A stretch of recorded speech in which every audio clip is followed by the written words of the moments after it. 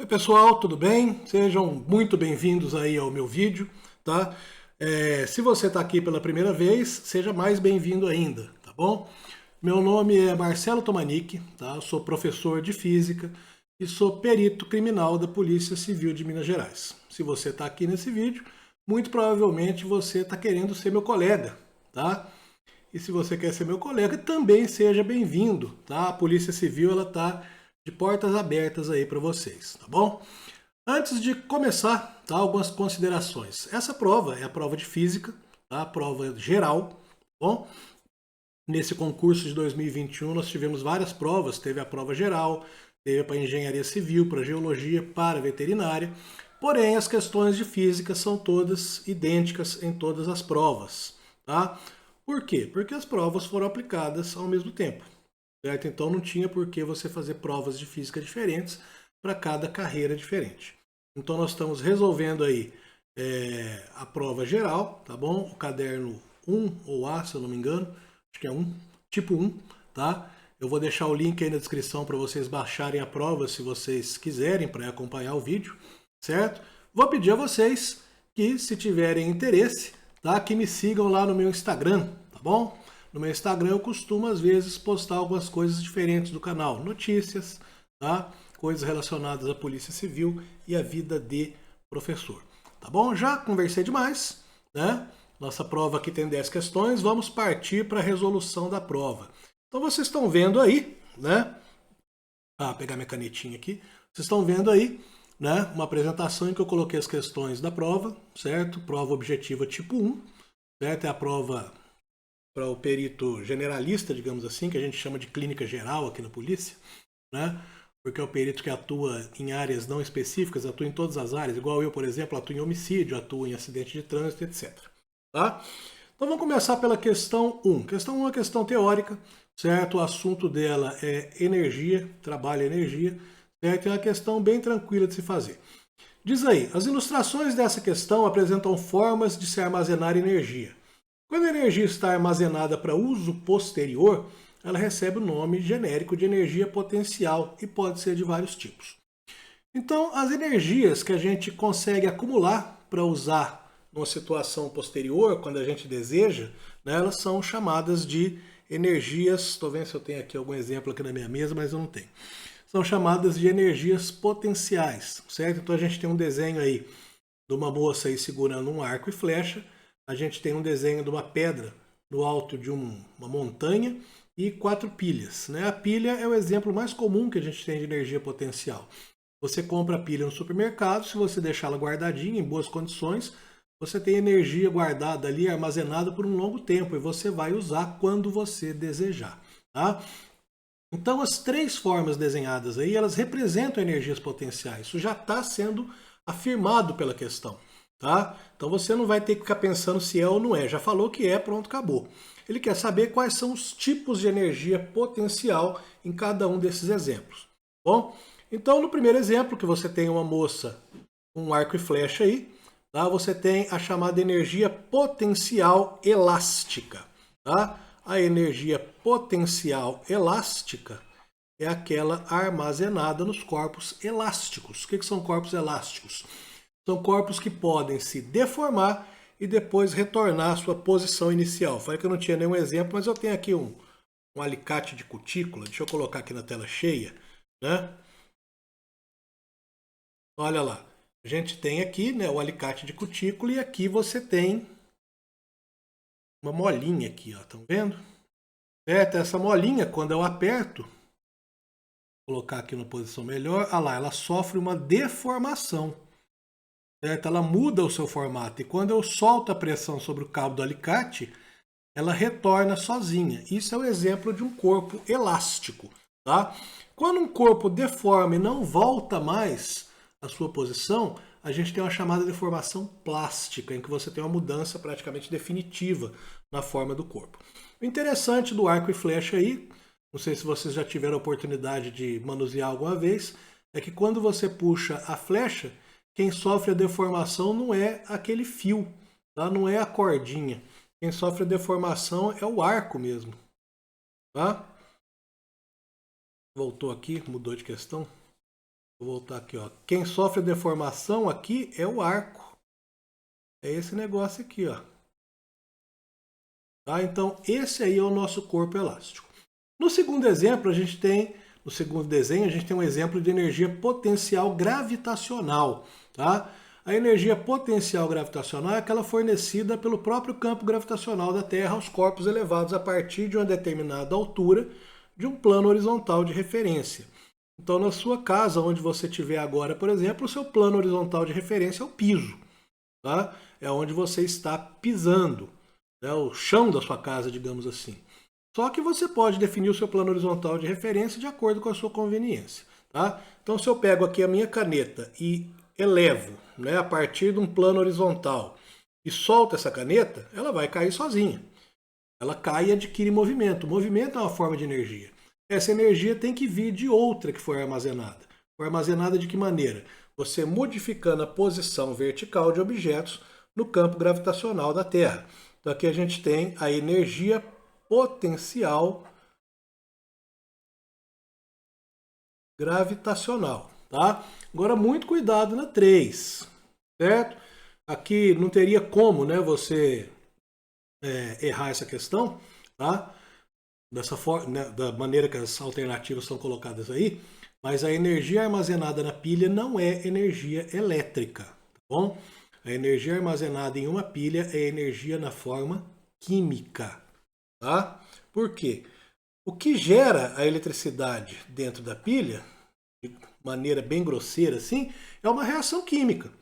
Então você tem ali dois reagentes ou mais reagentes, né? Esses reagentes, quando passam, né, quando interagem ali, passam por uma reação química e um dos produtos dessa reação é a geração de energia elétrica.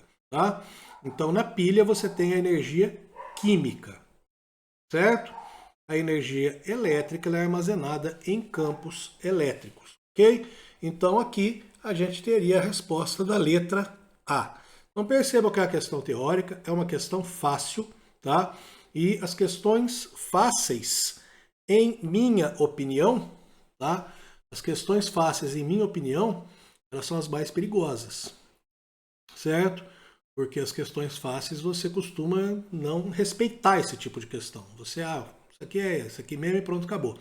Então você resolve ela assim, da primeira vista, no primeiro impulso que te der e pode ser que você marque errado, tá? Eu fiz esse concurso, não de 2021, eu fiz um concurso anterior, fiz de 2008. Aconteceu isso comigo, tá?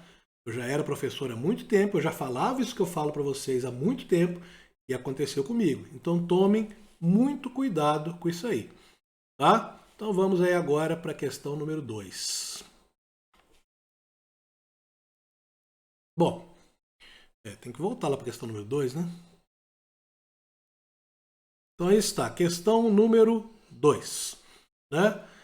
Em um parque de diversões, a montanha-russa é um brinquedo que funciona baseado no princípio da conservação da energia mecânica. Então perceba que, de novo, é uma questão aí relacionada à energia. Nele, um motor é usado para puxar um carrinho até o ponto mais alto, de onde começa a descida, para no final ser freado por um sistema de travas e uma mola que se deforma de uma distância x.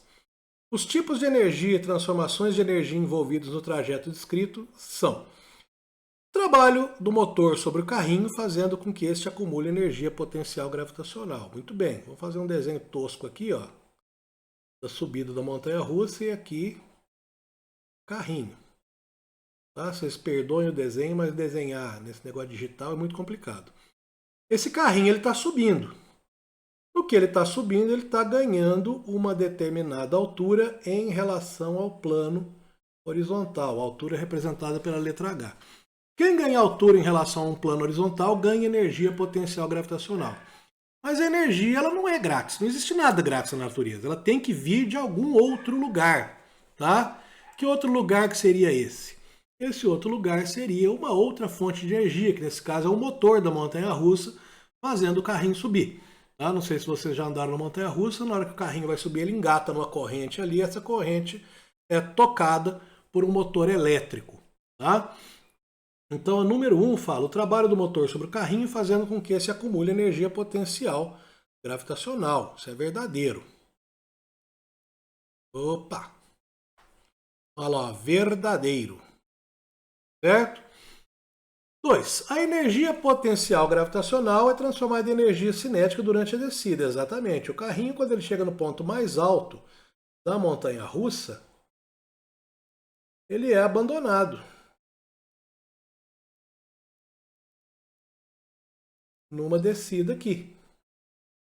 Certo? E nessa descida, o que ele perde? Ele perde a altura, tá? E perde também a energia potencial gravitacional. Mas da mesma forma que a energia não pode vir do nada, ela também não pode ir para o nada. Então essa energia potencial gravitacional, ela tem que ser transformada em uma outra forma de energia. Que outra forma de energia que é essa? É a energia cinética. O carrinho, a partir da hora que ele despenca daquela parte mais alta, ele vai aumentando de velocidade, vai aumentando de energia cinética.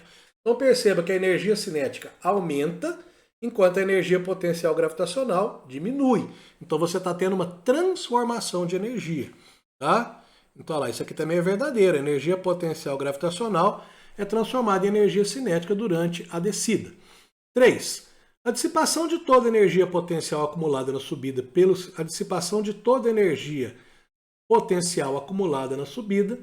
sistema de travas no final do movimento. Não, a energia potencial é dissipada na forma de cinética. Na hora que o carrinho desce e trava, tá? Você tem uma outra transformação de energia. Essa outra transformação de energia é da energia cinética, já que o carrinho já está no plano horizontal, no final da montanha-russa, em calor, em som, tá? E em calor e som. Certo? Do que? Do barulho e da dissipação dessa energia do carrinho parando. Então essa 3 aqui, ela é falsa. Então nós temos como verdadeiro ou como correto o que se afirma na letra A. Ok? Muito bem, nesse momento aí, depois da questão 2, eu queria dar uma paradinha aqui para pedir para você um favorzinho. Tá? Eu queria pedir para você deixar a sua curtida aqui no vídeo, tá? Se inscrever no canal e compartilhar essa resolução de prova com alguém aí que você acha que pode se beneficiar disso. Tá? Por que eu peço isso para vocês? No meu canal, o conteúdo sempre vai ser gratuito. Tá? No meu canal do YouTube, você não vai ter nenhuma restrição de acesso para nenhum conteúdo que tiver aqui. Aqui eu nunca vou colocar área de membros, nunca vou colocar assinatura, nunca vou colocar área VIP, nunca vou colocar nada desse tipo aqui no meu canal do YouTube. Eu pretendo futuramente fazer cursos pagos, mas vão ser em outra plataforma, certo? E não vão ser desse tipo de conteúdo para ajudar as pessoas aí a passar em concursos públicos, vestibulares, estudarem aí, né? Pessoas que, por exemplo, não têm condições de pagar um cursinho, porque os cursinhos são caros. Então, quando eu peço para você a sua curtida, o seu compartilhamento e a sua inscrição, isso ajuda de duas formas. Isso ajuda com que o YouTube, né, entenda que esse vídeo é um conteúdo relevante, um conteúdo interessante, tá, que merece ser divulgado, e isso ajuda também a saber, né, como é que está sendo aí a recepção do meu trabalho. Se eu preciso melhorar alguma coisa, se tá tudo bem. Tudo bem nunca tá, a gente sempre tem alguma coisa para melhorar, né? Mas se, por exemplo, determinado tipo de vídeo que eu fiz não agradou, eu vou lá, faço um outro de uma outra forma. E é importante também você deixar seu comentário, tá? Se você tiver alguma sugestão de melhora aí para o vídeo, alguma coisa que você gostaria que fosse abordada, tá? Que você, por favor, deixasse a sua sugestão. Como eu disse aí, eu pretendo fazer aqui, né, a resolução das provas de física dos concursos de perito criminal da Polícia Civil de Minas Gerais, tá, de 2021, 2018, 2013, 2008, que foi o que eu fiz, e 2005, que foi anterior ao meu. Ok? Então, conto com vocês aí para me ajudar nesse trabalho. Vamos aí à próxima questão, questão 3. Questão 3 fala o seguinte: no estudo da termodinâmica, são abordados, dentre outros, os conceitos de temperatura e energia interna. Essas grandezas determinam algumas propriedades da matéria, como, por exemplo, o estado de organização molecular. Então, nós temos aqui três definições, dois conceitos, né? Temperatura e energia interna, e uma propriedade que é a organização molecular. Tá? A matéria, ela não está estática. Né? Os átomos, moléculas que compõem as diversas, vamos falar a palavra tosca, coisas que a gente tem no mundo, né? Elas não estão em repouso, elas estão em agitação. Certo? E essa agitação, ela pode variar, ela pode aumentar ou pode diminuir. Quanto mais agitada, né? Quanto mais agitadas estão as moléculas de determinada matéria, mais desorganizada é essa matéria, certo? E quando é que a gente tem maior agitação molecular? A gente tem maior agitação molecular quando tem maior temperatura. Então fala, a seguir são apresentadas algumas relações entre os conceitos de temperatura, energia interna, organização e velocidade das moléculas. Qual é a verdadeira? Bom, basicamente, né, de uma maneira bem simples aqui, eu posso dizer para vocês que a energia interna, que eu represento pela letra U, tá, ela pode ser dada por 3 meios de nRT ou, tá, é a mesma equivalência, 3 meios de nKT. O que é cada coisa aqui? Bom, o U, como eu disse para vocês, é a energia interna.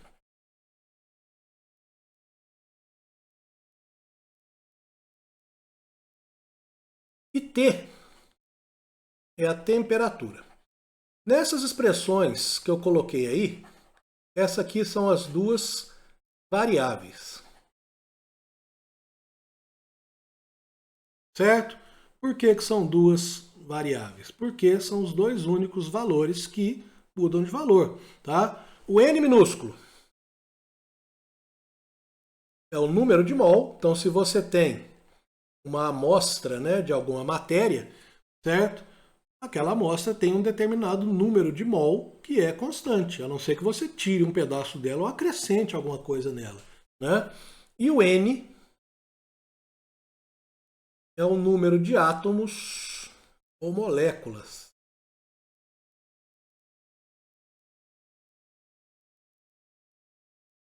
Bom, que também é uma outra maneira de se expressar uma quantidade. Certo? Você pode expressar essa quantidade pelo número de mol ou pela quantidade absoluta de átomos ou de moléculas numa determinada amostra, por exemplo, de um gás. Tá? Agora, o que é R e o que é K? R e K são constantes. Tá?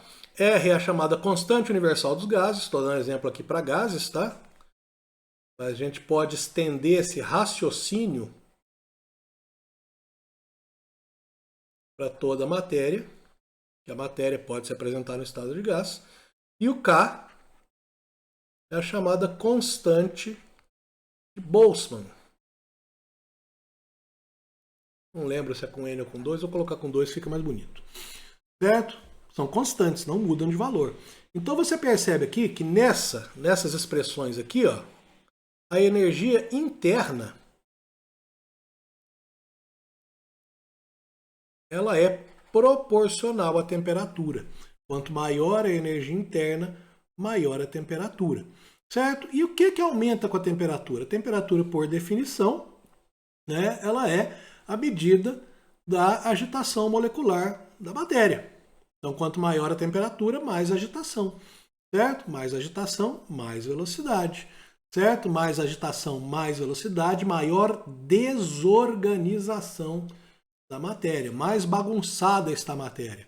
Então, quanto maior a temperatura de um corpo, mais desorganizado ele está. Certo? Então, vem falando. A seguir são apresentadas algumas relações entre os conceitos de temperatura, energia interna e organização das velocidades das moléculas. Qual delas é a verdadeira?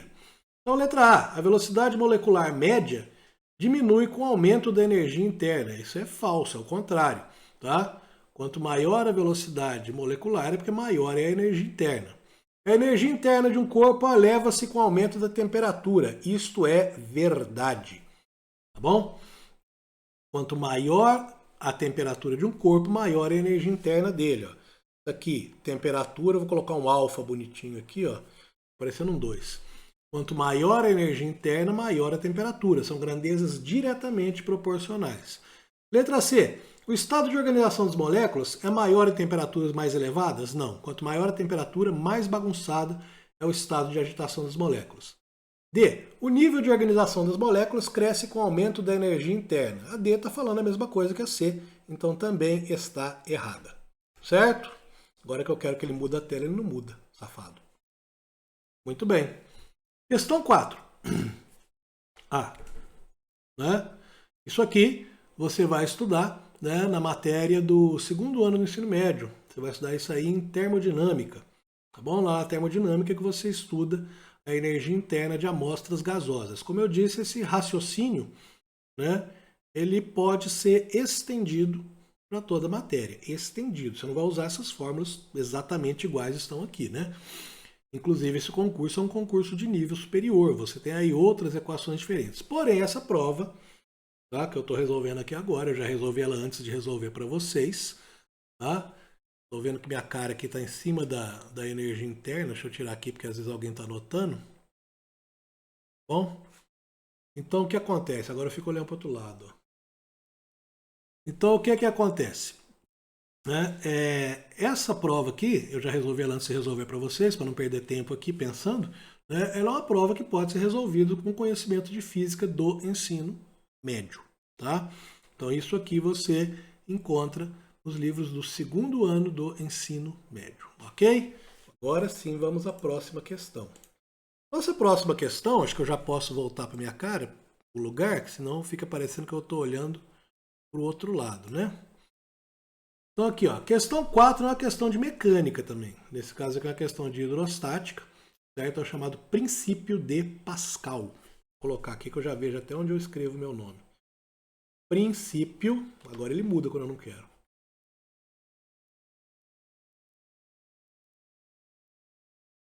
Princípio de Pascal.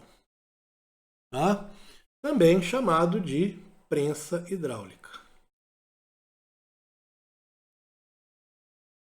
É assim que funciona até hoje, né? As prensas hidráulicas, os elevadores hidráulicos, né? Os sistemas hidráulicos.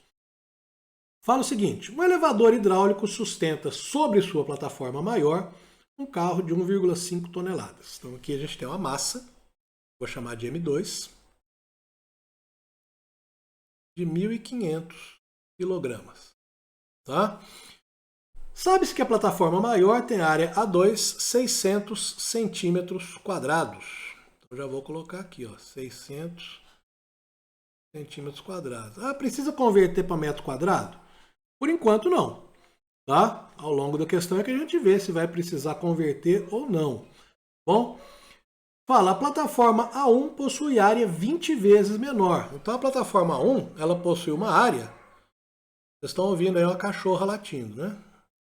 Quer dizer, é um cachorro, você não sabe se é uma cachorra. Essa cachorra é a Lili, tá bom?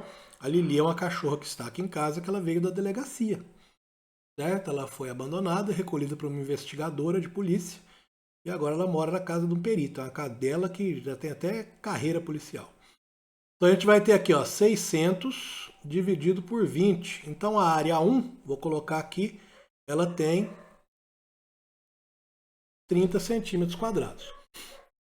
Pergunta, qual é a força F1 feita sobre a área A1 quando o carro é colocado sobre a área A2? Essa questão é bem tranquila, por isso você deve tomar cuidado. O princípio da prensa hidráulica, ou o princípio de Pascal, ele diz basicamente o seguinte, que quando você varia a pressão em um ponto de um líquido, tá? Nesse caso aqui, esse líquido aqui, tá? Vou colocar esse ponto qualquer, se você produz aqui um ΔP, esse ΔP ele é totalmente transmitido a todos os outros pontos desse líquido. Por quê?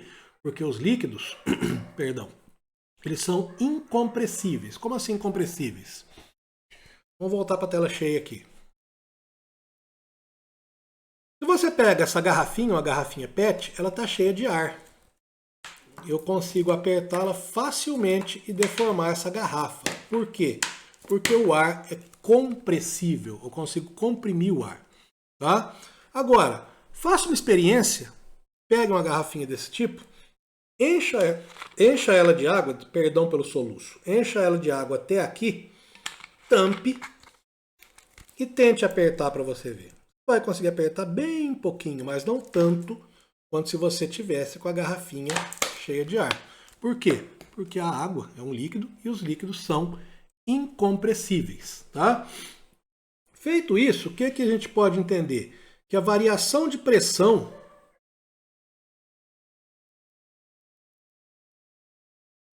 no êmbolo 1, desse lado aqui, o ΔP1, tem que ser igual ao ΔP2. que é aqui onde está o carro. Certo? Então, quem é ΔP1? É a força F1 sobre a área 1. Quem que é o ΔP2? É a força F2 sobre a área 2. Ah, mas por que você está explicando tudo e não aplica direto a fórmula? Bom, eu estou explicando tudo porque eu não conheço todo mundo que está assistindo esse vídeo. Então, eu não sei se todo mundo já tem domínio desse assunto ou não. Então, por segurança, eu vou explicar tudo devagarzinho. Quem vai ser a força F1? A força F1 é a força F1 mesmo, deixa ela quieta aqui. É o que a gente quer saber. A área 1 é 30. A força F2 é a massa M2. Vou colocar aqui, ó. Vezes a gravidade, ou seja, é o peso do carro. Então vai ser 1.500 vezes 10. F2, 15.000 newtons.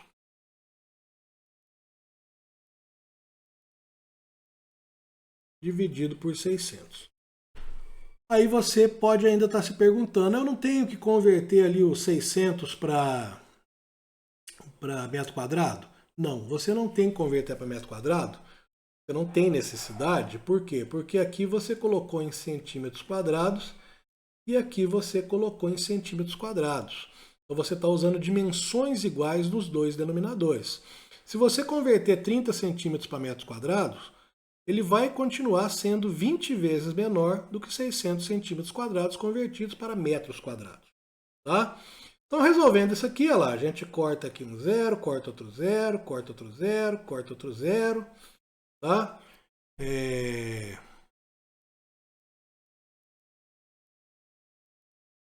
Vai dar 150 vezes 30, vai dar 4.500.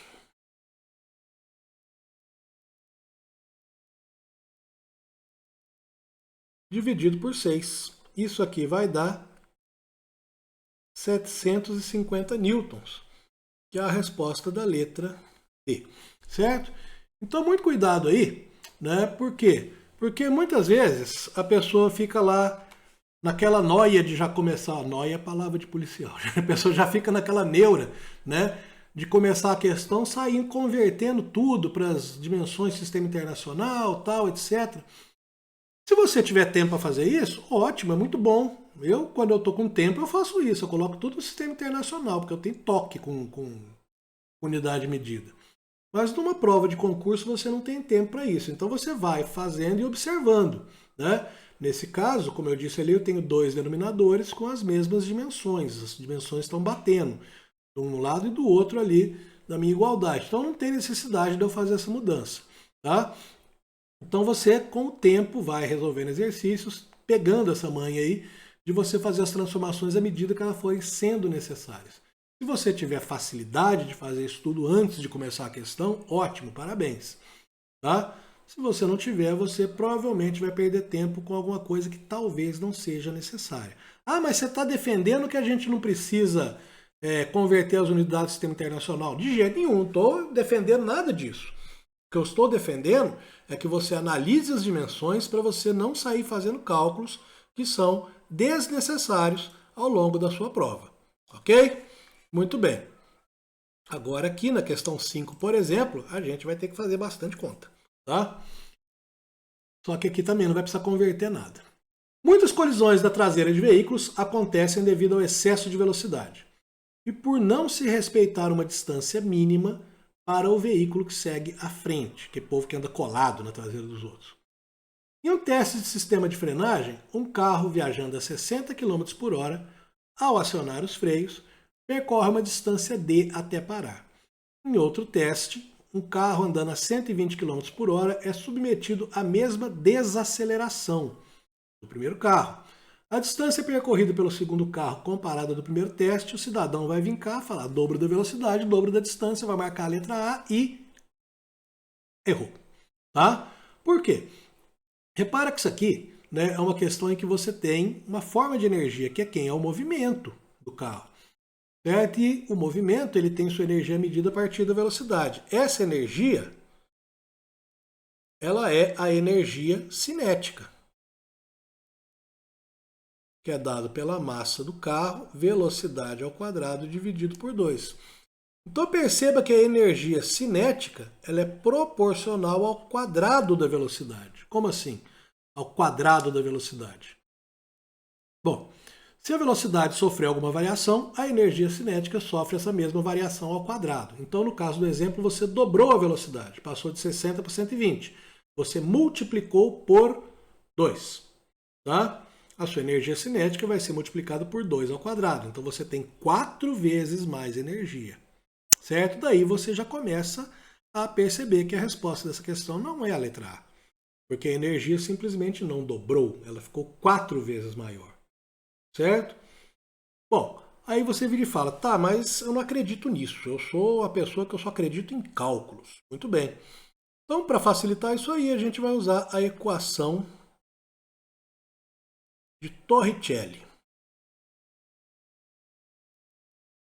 Certo? Onde é que você vai encontrar a equação de Torricelli? Você vai encontrar isso em cinemática no primeiro ano. Mais uma vez, repito, essa prova é uma prova de nível superior. Você só consegue se tornar um perito criminal se tiver curso superior. Não é porque a Polícia Civil quer, tá? Isso está no Código de Processo Penal, é lei, tá bom? Mas você consegue resolver essa prova com conhecimentos do ensino médio. A equação Torricelli, ela diz que a velocidade ao quadrado é igual à velocidade inicial ao quadrado. Vou colocar menos 2A vezes D. Por que menos 2A? Porque você está desacelerando. Certo? Então você está diminuindo a velocidade, você está tirando valores ali. Certo? A sua aceleração é contrária à sua velocidade. Então nessa situação, né, a gente tem ali o carro a 60 km por hora até parar. Certo? E no segundo teste, né, você vai fazer a mesma coisa com 120 km por hora. Então em ambas as situações, a nossa velocidade final, que é o V, ela é igual a zero. Ok? Muito bem. Então vamos começar para a primeira situação. Para a primeira situação, então, eu tenho zero igual a 60 ao quadrado menos 2A, a é a aceleração, vezes D1. Certo? Para a segunda situação, deixa eu ver se eu consigo mudar a cor aqui. Vou colocar verdinho. Eu tenho zero igual a 120 ao quadrado menos 2A vezes D2. Bom? Muito bem, vou voltar para o vermelho. Vou igualar as duas equações aqui, ó. Tá? Ou melhor, vou isolar o D, né, das duas equações. Então aqui eu vou ter 2AD1 igual a 60 ao quadrado. E aqui vai ficar vermelhinho mesmo. 2AD2 igual a 120 ao quadrado.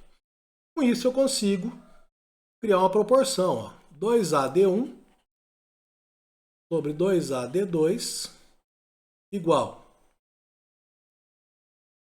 60 ao quadrado sobre 120 ao quadrado. Certo? Aqui já consigo dar uma simplificada. A aceleração é igual para todo mundo, então o 2A, tá, ele pode ser cancelado ali. Então, olha aqui. Ah, vou ter que fazer 60 ao quadrado? Tá, 60 ao quadrado é 3.600 e 120. 120 você não precisa fazer, tá? É 14.400. Mas você não precisa fazer. Você vai fazer D1 sobre D2 igual a 60 vezes 60 sobre 120 vezes 120. Lembra que é uma potência, né? 60 ao quadrado é 60 vezes 60.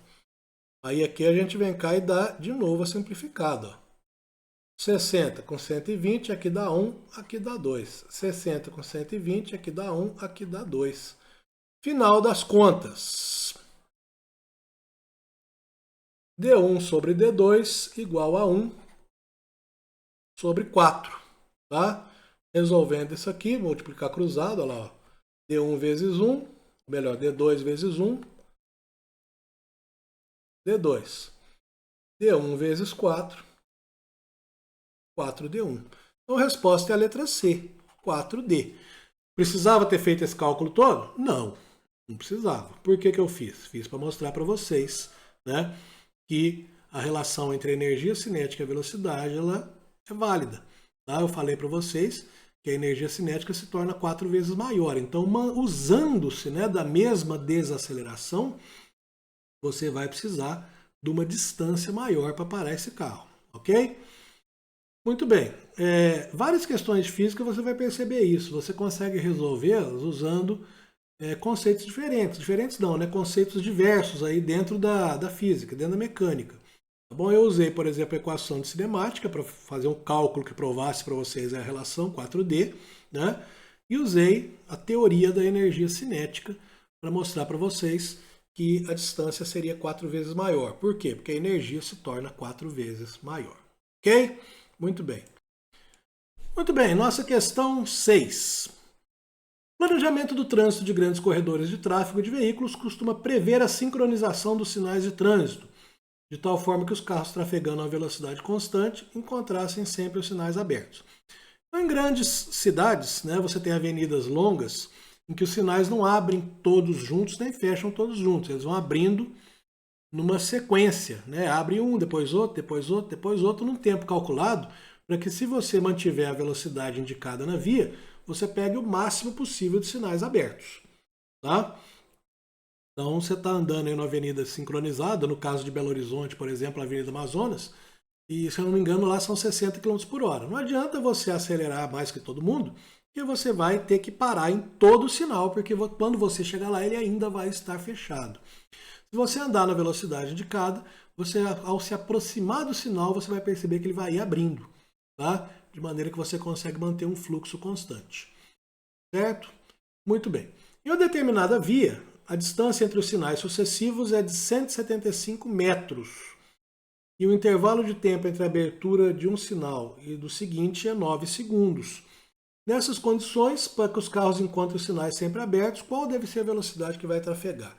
Então perceba que as respostas aqui estão em km por hora. Tá? Aqui você tem metros e aqui você tem segundos. Nessa questão, o que eu indico para vocês é transformar antes. Tá? Por quê? Porque eu, da minha experiência, já sei que você não vai ter um valor exato para transformar no final. Mas dá para transformar no final também e encontrar um valor aproximado. Tá? Então vamos lá. A distância que eu tenho são 175 metros. Se eu for passar isso para quilômetros, eu vou dividir por 1000. Deixa assim quietinho. Se quiser simplificar também, mas eu acho bobagem agora. O tempo é 9 segundos. 9 segundos você tem que transformar para horas. Transformar 9 para horas, 9 segundos para horas, você vai dividir por 3.600. Por quê? Porque uma hora tem 3.600 segundos. Agora você vem cá e calcula a velocidade. Velocidade é a distância dividido pelo tempo. Minha distância, 175 sobre 1000, é uma fração. O meu tempo, 3.600 dividido por 9, também é uma fração. Como é que você divide frações? Você conserva a primeira fração, que é essa aqui. 175 por 1000. E multiplica pelo inverso da segunda. Então, se é 9 sobre 3.600, vai ser 3.600 dividido por 9. Tá? Sua velocidade, então, vai ser igual a... E dá para dar uma simplificada agora, né? Para melhorar nossos calculinhos. Ó, corta esse zero com esse zero, com esse zero, com esse zero. Certo? Agora ali, ó, de verde. O 36 vira 4 e o 9 desaparece. Certo? O que dá aí, então, a minha velocidade? Minha velocidade vai dar 175 vezes 4 dividido por 10. Isso aí vai dar o valor exato de 70 km por hora. Tá? Que é a resposta da letra C. Posso deixar para transformar no final? Pode. Se você fizer para transformar no final, vamos fazer de outra cor aqui, vamos fazer de verde. Tá? Você vai ter velocidade igual a distância sobre tempo. Sua velocidade vai ser 175 sobre 9. Tá? Que vai te dar, eu já fiz esse cálculo aqui, uma dízima periódica, 19,44, aqui continua, tá? Metros por segundo. Como é que você transforma isso para quilômetros por hora? Você multiplica por 3,6. Existe um pensamento, tá? Enganoso, que diz que 1 km por hora é maior que 1 metro por segundo. Por quê? Porque o cidadão pensa, 1 km é maior que 1 metro, 1 hora é maior que 1 segundo. Então 1 km por hora é maior que 1 metro por segundo. Não é. Ao contrário, tá? 1 metro por segundo é que é maior que 1 km por hora. Por quê? 1 hora tem 3.600 segundos. Se você anda 1 km por hora, você andou 1.000 metros, tá? Você andou 1.000 metros em 3.600 segundos. Vou até escrever isso aqui. Olha lá, ó. Quem anda 1 km por hora anda 1.000 metros em 3.600 segundos. E quem anda 1 metro por segundo? Bom, quem anda 1 metro por segundo anda 1 metro a cada 1 segundo. Então, ao final de 1 hora, que são 3.600 segundos, ele andou quanto?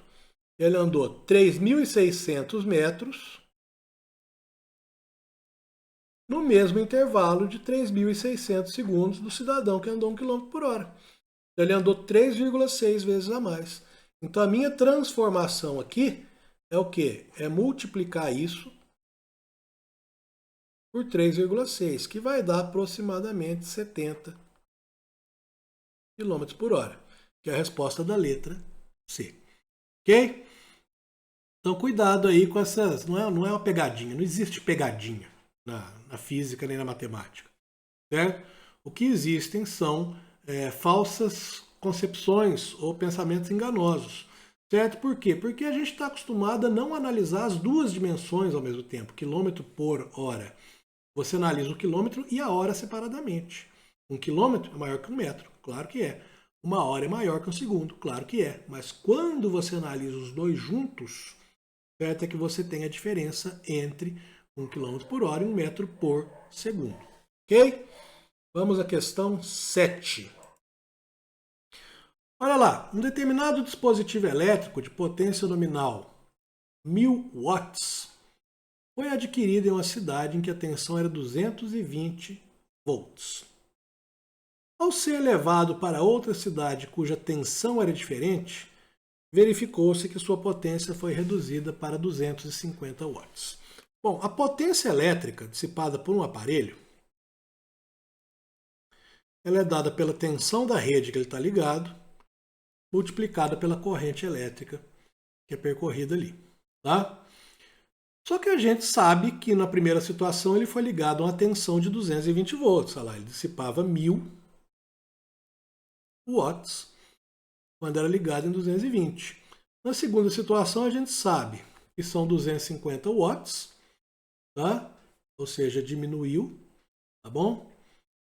E não sabe a tensão. Aí você tem inclusive aí uma situação que fala a tensão foi dividida por 4. Tá? Cuidado, isso aí pode te levar ao engano. Por quê? Porque 250 é 1/4 de 1000. Você vai pensar, não, a tensão foi dividida por 4, né? Então, letra D. Só que basta você ter um pouco de bom senso e você levou para outra cidade cuja tensão era diferente. No Brasil só existem duas tensões, 220 ou 127, que a gente chama de 110, né? Não existe uma tensão de 55, que seria 4 vezes menor que 220. Bom, então não existe isso. Tá? Usando bom senso, você vai saber que isso aí foi ligado ou 220 ou em 110. Tá? Então a gente vê que para isso acontecer, a tensão teria que ser dividida por 2. Então a letra D já vai para o saco. A tensão duplicou? A tensão foi dividida por 4? Não. A tensão duplicou? Não. Se a tensão aumentasse, a corrente aumentaria. Aí fala, a corrente duplicou? Também não, né? Porque olha lá, a potência elétrica dissipada, ela é diretamente proporcional à corrente. Quanto maior a corrente que passa em um aparelho, mais potência ele dissipa. Tá? Então, por exemplo, na sua casa, os aparelhos que mais gastam energia elétrica, igual um chuveiro, um forno elétrico, né? São os aparelhos em que passa mais corrente elétrica. certo? A conta da CEMIG, a conta da concessionária de energia elétrica da sua casa, ela aumenta conforme aumenta a quantidade de corrente que passou pela sua casa, certo? Então a corrente duplicou, foi reduzida à metade? Não. Se a potência diminuiu, a corrente não pode ser duplicada. A gente vê que a resposta é a letra B. A corrente foi reduzida à metade. Ah, beleza, mas vai ficar só nessa conversa? Não. Tá? Como é que você, se fosse uma questão aberta, como é que você provaria isso? Bom, você tem que usar um valor que você tenha certeza que é constante no aparelho. Né? Pela lei de Ohm, a gente sabe que V é igual a R vezes I. Então, se você mudar de cidade, pode variar a tensão. Se variou a tensão, vai variar a potência, né? Vai variar a corrente, mas a resistência elétrica não muda, certo? Então, ó, P no lugar de V, R vezes I, que é esse aqui, vezes I de novo. Então, P igual a R vezes I ao quadrado. É essa formulinha que a gente vai usar, tá? Então, a gente vai colocar P1 igual a R vezes I1 ao quadrado, dividido por P2. A resistência é a mesma, ou seja, se você leva o seu chuveiro para outra cidade, a resistência do chuveiro não vai mudar na viagem. Vezes I2 ao quadrado. Então, ó, potência 1, 1000. Potência 2, 250. I1 ao quadrado, não sei. I2 ao quadrado, não sei, só me interessa a proporção. Então, ó, vou simplificar aqui. Aqui dá 4, aqui dá 1. E olha aqui o artifício matemático. 4 sobre 1 igual a I2 ao quadrado, I1 ao quadrado, sobre I2 ao quadrado, certo? Se você produz uma modificação nos dois membros de uma igualdade, a igualdade não muda. Então, ó, eu vou tirar a raiz quadrada do primeiro membro, vou tirar a raiz quadrada do segundo membro. Então, fiz a mesma operação no primeiro membro e no segundo. Então, aqui eu vou ter raiz de 4, 2, raiz de 1 é 1, raiz de I1 ao quadrado é I1, raiz de I2 ao quadrado é I2. Então, eu vou ter 1 vezes I1 igual a 2I2. Ou, como eu quero saber a segunda corrente, I2 igual a I1 dividido por 2. Então, perceba que a resposta certa é a letra B. A corrente foi reduzida à metade. Ok? Muito bem. Mais uma vez, outra questão que você resolve. A prova inteira você resolve só conhecimentos do ensino médio. Bom, mas tomem cuidado, viu? Essa aqui, essa tensão dividida por 4, a pessoa podia chegar lá, marcar ela de cara, pensando, ah, de 1000 para 250 dividiu por 4, vou dividir 220 por 4. Só que existe alguma cidade que a rede elétrica é de 55 volts? Não existe, tá? Então presta atenção nisso, viu? Como eu disse, não é uma pegadinha, tá? Não é pegadinha. Tem que ter uma resposta errada na questão. Certo? Ah, mas essa resposta induz ao erro? Não, não induz ao erro, não. O que induz ao erro é a sua pressa e sua falta de atenção. Bom? Questão 8. A questão 8 ela foi anulada. Tá? Mas dá para resolver. Aqui, fora da prova, dá para resolver. Tá? Ficar em uma barreira durante o jogo de futebol pode ser muito perigoso, pois o impacto da bola sobre o defensor, que acaba por comprimi-la, pode machucar. Olha a cara do sujeito aí. Deve estar uma delícia levar essa bolada na cara. Na figura ao lado, a bola sofreu uma redução de 20% de seu volume, então a bola espremeu. A temperatura permaneceu constante, igual a 22 graus Celsius, e a pressão inicial da bola era 2 atm. O ar no interior da bola tem caractere, acabou a questão.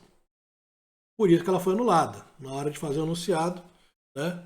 Mas eu tenho quase certeza que o enunciado era esse. O ar no interior da bola tem características de um gás ideal. Por que você tem quase certeza? Eu tenho quase certeza porque essa prova todinha está em nível do ensino médio, tá?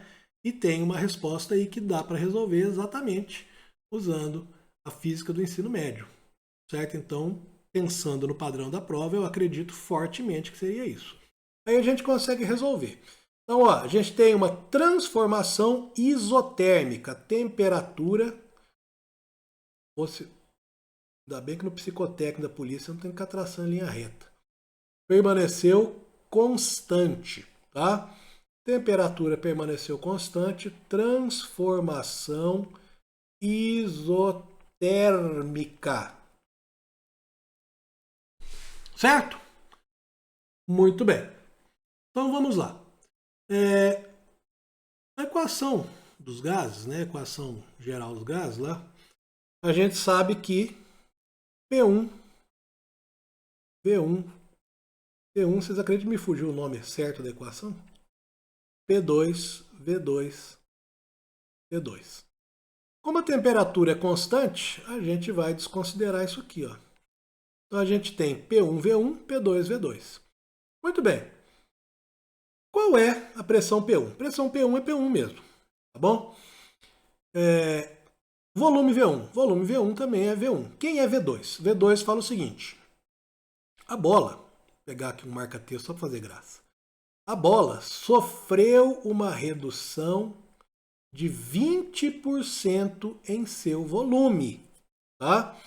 Então, se você tirou 20% do volume, né?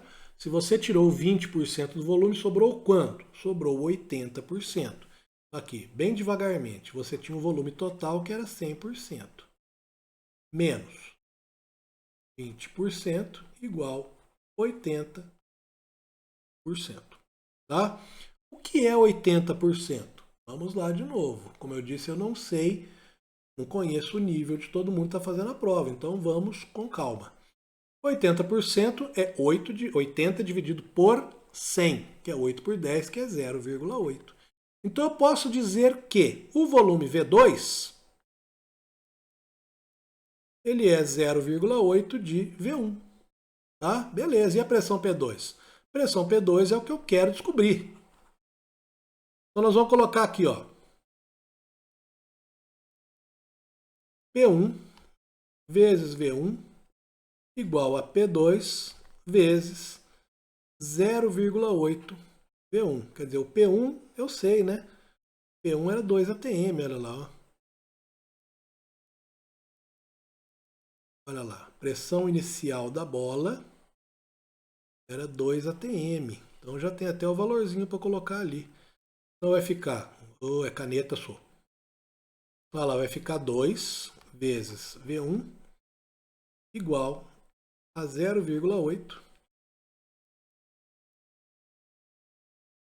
P2. Melhor, 0,8. Eu fiz um negócio aqui, 2. Fiz uma confusão aqui, deixa eu simplificar primeiro. Ó, V1 e V1 vai embora. Certo? Beleza, agora sim, agora não vai ficar bagunçado. Então P1 é 2, P2 vezes 0,8 é 0,8 P2, tá? Quem vai ser P2? P2 vai ser igual a 2 dividido por 0,8. Isto vai dar 2,5 atm, que é a resposta da letra D. De novo, tá? Vou colocar aqui bem grandão, que essa questão aqui, se você baixar o gabarito dela lá no site da Cadepol, essa questão ela foi anulada. Tá? Foi anulada porque o enunciado não estava completo. Certo? Eu resolvi aqui porque eu acredito fortemente que o enunciado tratava-se disso. Tem uma resposta coerente com isso, tá? E o nível da prova é nível de ensino médio. Ok? Compreendido? Muito bem. Podemos ir agora para os finalmente da prova, que são as questões 9 e 10. Nossa questão número 9 trata de hidrostática. assunto aí também do primeiro ano do ensino médio ou no curso superior em mecânica dos fluidos, tá? Diz o seguinte, vários acidentes com barcos ou balsas, mudei aqui a questão sem querer, vários acidentes com barcos ou balsas, colocar meu marca-texto, que eu preciso dele, são provocados por excesso de carga ou de passageiros, levando ao naufrágio. Eles ultrapassam a capacidade aí da embarcação. Isso ocorre pois nessas condições o empuxo sobre a embarcação não é suficiente para manter a sua flutuação. Em um acidente hipotético, 3 crianças de peso 346 newtons cada uma usaram toras de madeira de densidade 800 kg por metro cúbico e volume individual 0,13 metros cúbicos, né, para construir uma jangada que afundou. Para a jangada ficar no limite da submersão total, a linha d'água, pergunta qual o número mínimo de toras a serem utilizadas aproximadamente para que essa jangada flutue em um lago de água doce de densidade 1000 kg por metro cúbico. Percebam vocês que a densidade das toras é 800 kg por metro cúbico. A da água é 1000. Então a densidade das toras é menor. O que isso quer dizer? Quer dizer que se você jogar uma tora dessas aí na água, ela vai flutuar, porém ela vai flutuar com uma parte fora d'água. Tá? Ela vai flutuar com a maior parte dela, 80%, né, debaixo da água e 20% fora. Colocando 3 crianças em cima, você quer criar uma situação em que você afunde 100% da tora e ela fique na linha d'água. Desse jeito aqui, ó. A caneta. A caneta sumiu. Ah, minha caneta sumiu não, ela tá amarela. Vamos arrumar aqui. Amarela eu não tô vendo, agora sim. Você vai criar uma situação em que você tem aqui a água, né? Você tem a linha d'água aqui, certo? E você vai colocar as toras flutuando completamente submersas, né? Alinhada aí com a superfície da água. Bom? E você vai ter, obviamente, as 3 crianças aqui em cima. Então o que vai acontecer? Para que esse corpo flutue, para que ele não afunde, né? Não vá descendo aí aceleradamente até tocar o fundo do rio, do lago, quer dizer, você vai ter, pela primeira lei de Newton, a garantia de que o peso desse conjunto de toras mais conjunto de crianças, peso total, tá? Ele vai ser equilibrado pelo empuxo provocado pela água, tá? Exercido pela água, perdão. Deixa eu arrumar minha cadeira aqui. Como assim? Quando você mergulha um corpo, né, um líquido, por exemplo, a água, né, ou até mesmo num gás, você tem que deslocar esse líquido, esse fluido, né? E você precisa o quê? Ocupar esse lugar, tá? Ocupando esse lugar, o líquido ele vai querer voltar para lá. Uma explicação bem simplória e tosca disso aí, tá?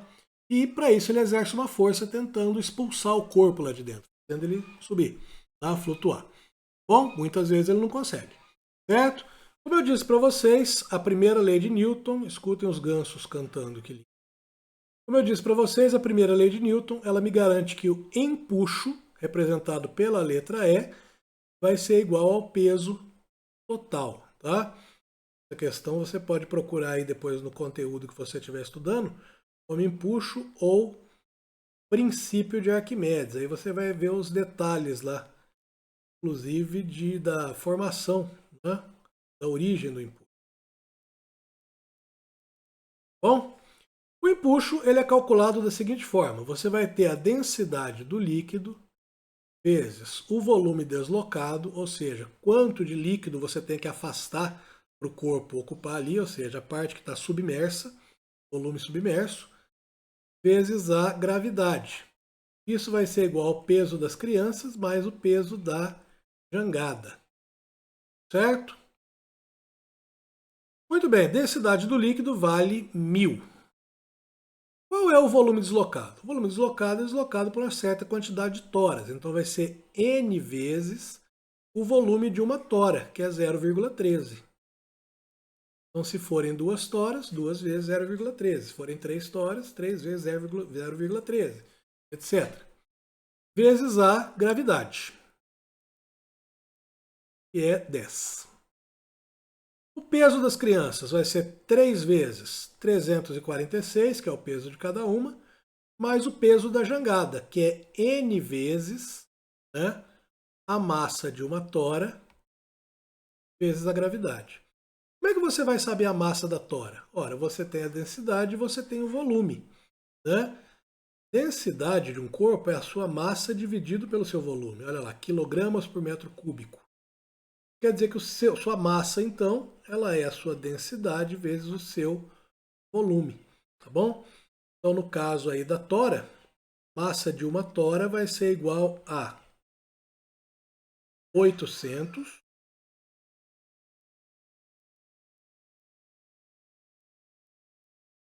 vezes 0,13. Quanto dá 800 vezes 0,13? Dá... Se for 0,10 era 80, vezes 0,03 seria 24. Deixa eu fazer tudo junto, depois eu vejo lá. Mais fácil. Então aqui vai dar 1000 vezes n, 1000n vezes 0,13 130 vezes 10, 1300n. É igual a 3 vezes 3.346, 1048. 48? Fiz esse cálculo aqui. Espera aí que eu vou conferir aqui, que eu já resolvi essa prova antes. 1038. Aí, ó. Ia errar, tá vendo? 1038. Mais n vezes. A massa ali é 800. Vezes 0,13 vezes 10. Então aqui vai dar 1300n, que é igual a 1038, mais 800 vezes 0,13 dá 104. 104 vezes 10 dá 1040. Então 1040 vezes n. 1300n menos 1040n igual a 1038. Tá? E vai dar 260n igual a 1038. O meu n vai ser 1038 dividido por 260. Estão ouvindo aí o reino animal cantando, tá? Eu moro na zona rural de Betim, eu moro num sítio. Eu vivo aqui no campo. Vai dar 3,99 aproximadamente, né, que a gente vai considerar um número mínimo de 4 toras inteiras. Então, resposta da letra D, ok? Eu estou sempre fazendo referência aí, né, aonde você encontra essa matéria no ensino médio, porque como eu disse antes, essa prova é uma prova de ensino médio. Mas, né, existe a grande parte de pessoas que todo mundo aí tem que ter o curso superior para fazer o concurso, uma parte grande é da área de exatas, tá bom? Muito provavelmente você talvez nem esteja assistindo meu vídeo.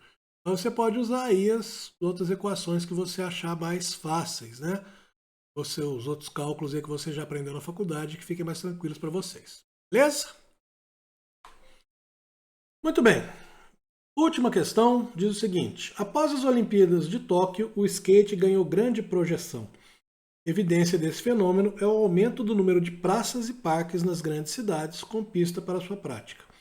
Entretanto, esse é um esporte de alto impacto nos joelhos e tendões do esportista, que absorvem a força normal da pista na parte mais baixa do trajeto. O skatista da figura, com massa total skate mais o garoto de 70 kg, começa a descer a partir do repouso uma rampa típica, que compreende um quarto de círculo com 5 metros de raio. Para essa questão, considere o conjunto skate-skatista como partícula e despreze os atritos envolvidos. Então, o que a gente tem aqui, vou fazer um desenho aqui do lado, se fosse uma vista lateral, seria um quarto de círculo, né? A gente tem aqui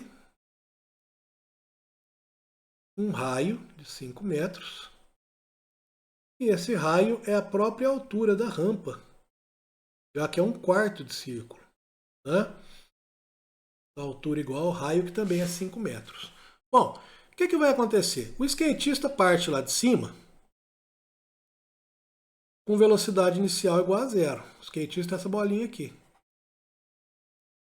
Ele tem aqui em cima energia potencial gravitacional. Ele chega lá embaixo com altura igual a zero. O H ficou muito feio. À medida que ele desce, lembra da questão da montanha-russa? À medida que ele desce, ele perde altura e ganha velocidade. Ele vai chegar aqui então com energia cinética. O que a gente sabe? A gente sabe que toda essa energia cinética ela tem que ser igual a essa energia potencial gravitacional. Então nós vamos calcular a velocidade com que o skatista chega lá embaixo. Ó. Energia cinética igual a energia potencial gravitacional. Energia cinética, massa, velocidade ao quadrado sobre 2, que é igual a energia potencial gravitacional, massa, gravidade, altura. Massa e massa vai embora. V ao quadrado igual a 2 vezes gravidade vezes altura. Então vai ser 2 vezes 10 vezes 5. A velocidade ao quadrado vai dar 100 metro quadrado segundo ao quadrado. Por quê? Porque está ao quadrado. Tá? Ah, você vai tirar do quadrado? Vai dar 10 metros por segundo. Vai. Eu vou fazer isso? Não. Por quê? Porque você vai entender. Vou fazer um outro desenho do lado de cá. Fala o seguinte. No ponto mais baixo da rampa, a parte inferior da curva, qual o valor da força normal que atua sobre o conjunto? Então, quando você, voltando na montanha-russa, quando você passa na parte mais baixa, você sente como se o seu peso estivesse aumentando, não é? Na verdade, não é o seu peso, é a força normal que atua sobre você. Porque você está apoiado na superfície, a superfície reage a esse apoio. No caso do skatista, quando ele passa aqui embaixo, ele tem o peso vertical para baixo e a normal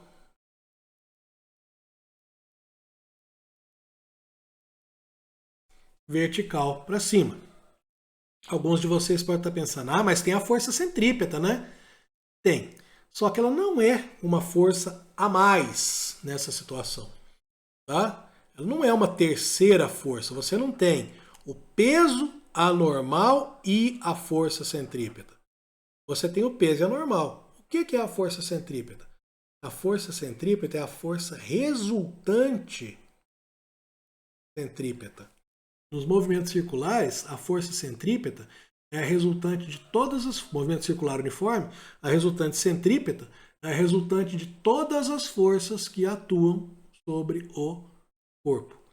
Então, nesse caso aí, na hora que o skatista chega no ponto mais baixo, né, ou seja, no último ponto antes dele sair da rampa, naquela velocidade só tem o peso anormal e a resultante centrípeta apontando para o centro desse 1/4 de círculo, ou seja, vertical para cima.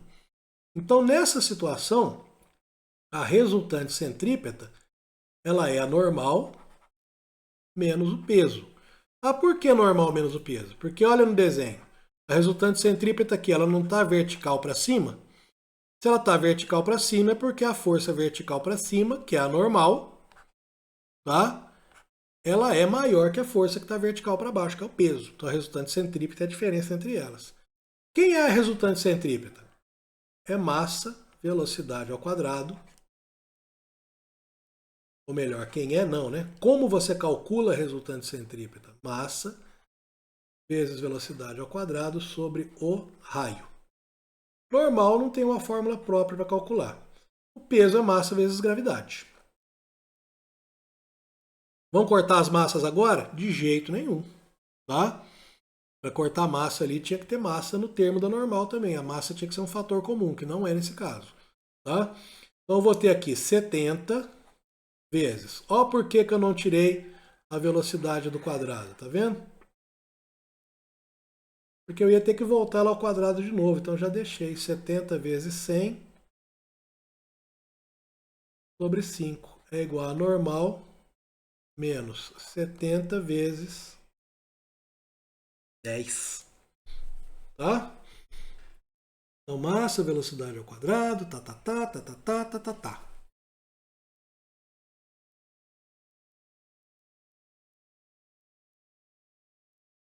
Minha normal.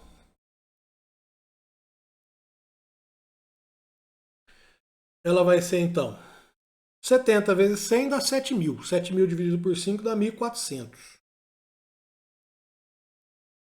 Mais 70 vezes 10 dá 700.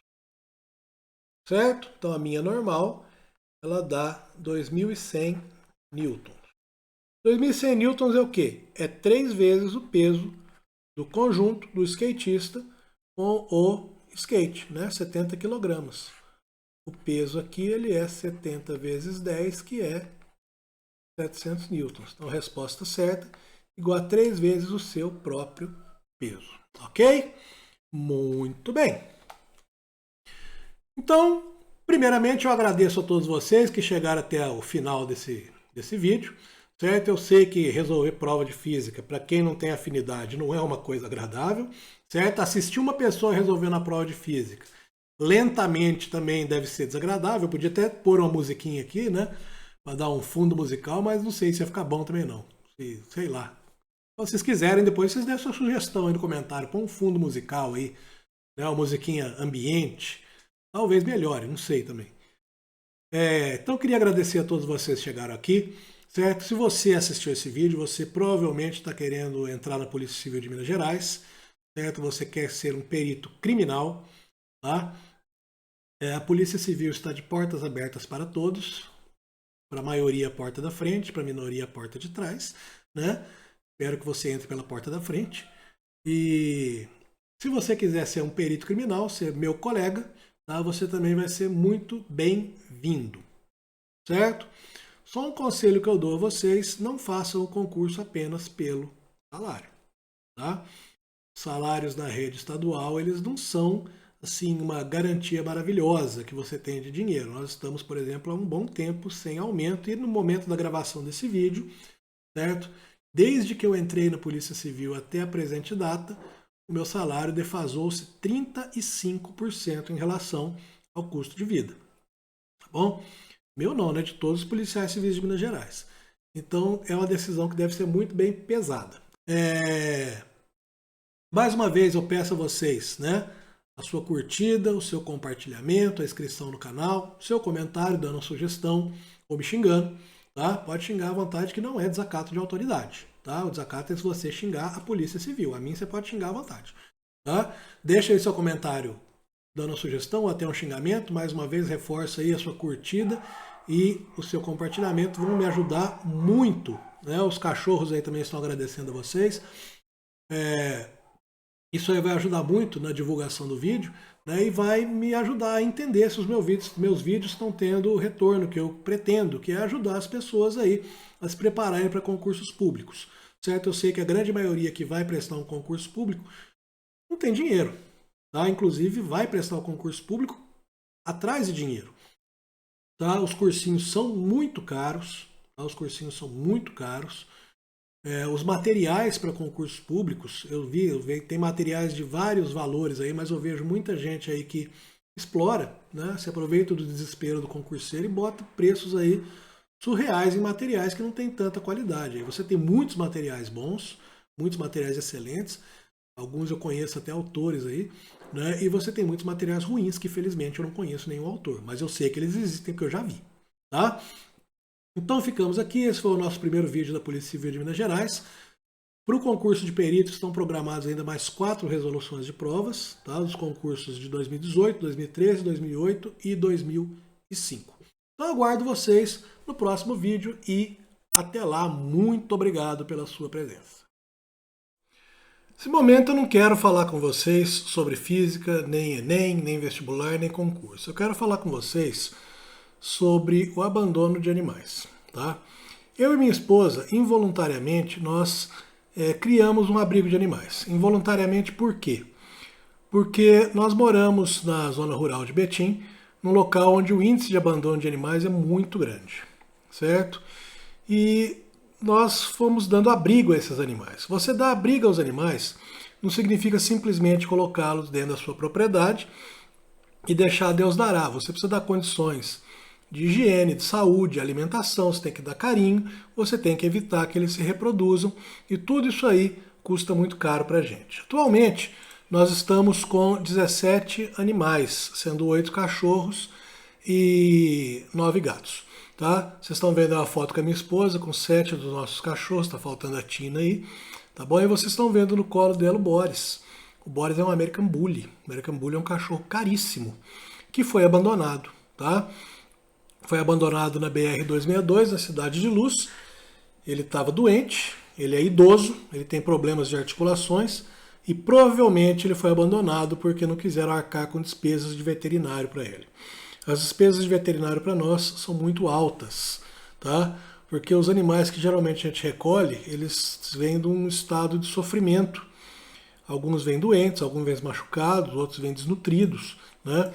O Bigode, por exemplo, que é o nosso último gato, ele chegou aqui com obstrução urinária, ele chegou à beira da morte. O Bigode foi atendido em 2 clínicas veterinárias, uma generalista e uma especializada, e a despesa total dele ficou em R$7.000, tá?